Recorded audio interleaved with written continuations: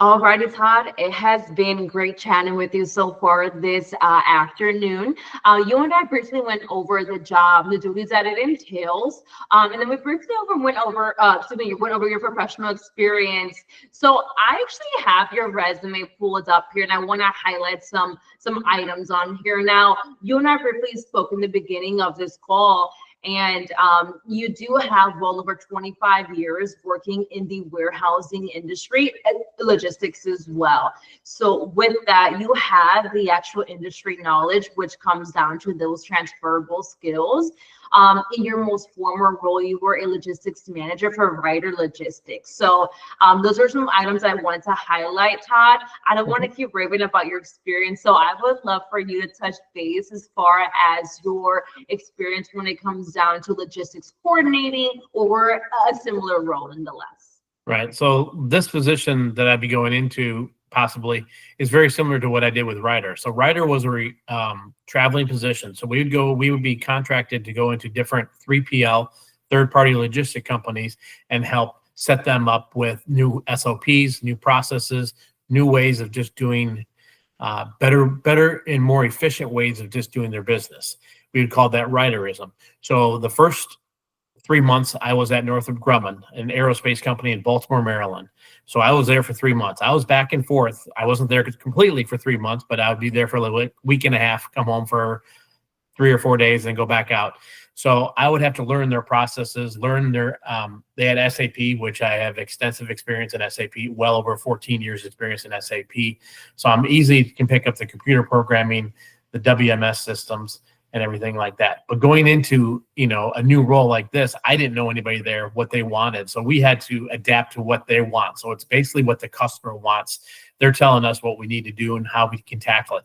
So day one, you're meeting the team, you're getting associated with them, and then you got boots on the ground already. So that position with Ryder, and each different place I would go to beside the Baltimore one, I was with Pepsi, Target, agriculture. So I did all different vats of industries. So I have a little bit of experience with a lot of different industries than just normally just one industry. So I can bring different knowledge and different bits and pieces of their business wants and needs to this specific role and try to help them out. Because the major thing that you're trying to do especially as a logistic coordinator is efficiency and making sure that you're well organized, making sure that you got the right paperwork that goes out the door, you got the right product that goes out the door, making sure that the loaders load the right product, or if they're receiving the right product.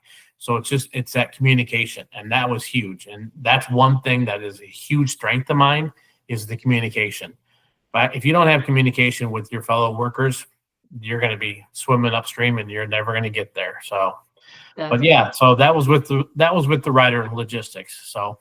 Yeah, and I appreciate you giving those details, Todd. You said some key items as far as communication, and then you also touched base as far as which I want to touch base on right now, as far as the third-party logistics. You mentioned that you tackled that or those tasks working with the 3PLs or freight carriers. So tell me, how did you manage those relationships?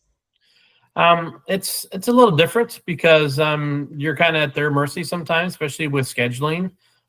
So let's say you had, especially on the inbound part of it, so you want to get with the inbound coordinating team to make sure that you have enough associates to unload product coming in at 7 a.m., 8 a.m., whatever the times were.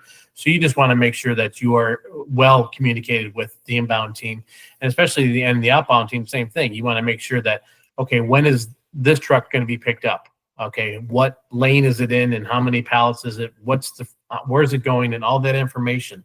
So it goes back to making sure everybody's on board, making sure they're loading the right trailers, but also just making sure that, hey, this truck is here at 7 a.m.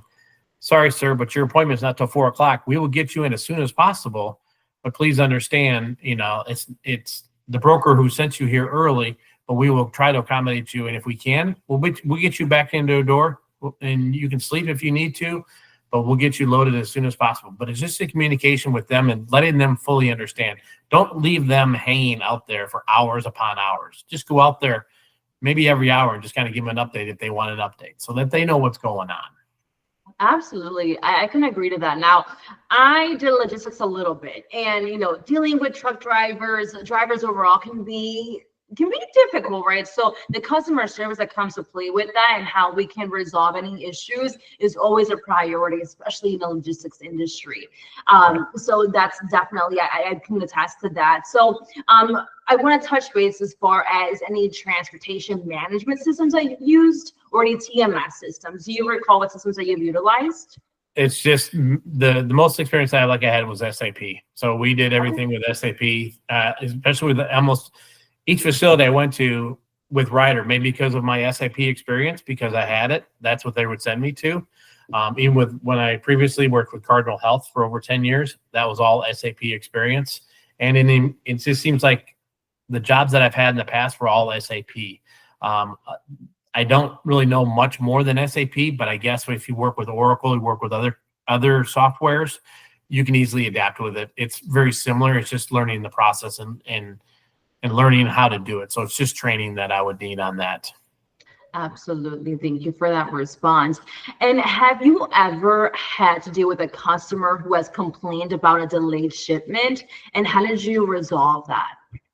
Yeah. So, I mean, even like with the Ryder, we're at a facility and they're asking, where's my shipment? So we try to investigate and try to figure out what happened. Did it get loaded on time? Is the product still here? It's just doing your due diligence and making sure that you are following up on everything and presenting that to, let's say there's a customer service that oversees it, or if it's you that have to actually call the customer, but making sure that you have all your documentation, make sure you have all your ducks in a row before you present it to them and let them know, hey, this is where we're at. This is what happened. This is how we're going to fix it if we have to fix something like that. So it's just basically, like you said, it goes back to that communication. It's just making sure that they fully understand, hey, this is what happened. This is where we're at. Or maybe it's on the road. Sorry, I can't track your truck, but here's the trucking company. Here's the tracking number. Here's their 1-800 number.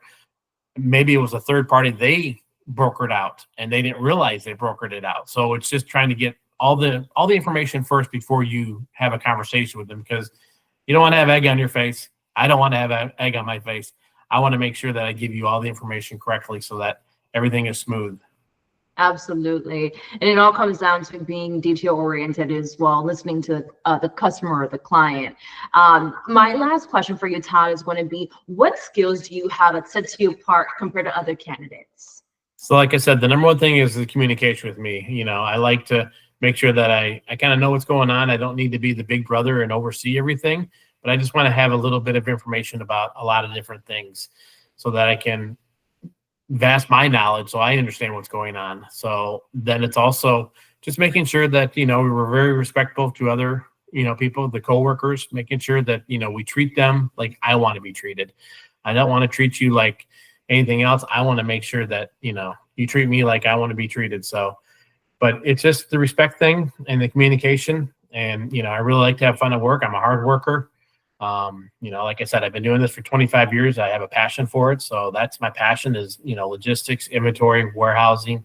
So I want to make sure that, the job gets done and the customer is correct, if it's an internal customer or external customer.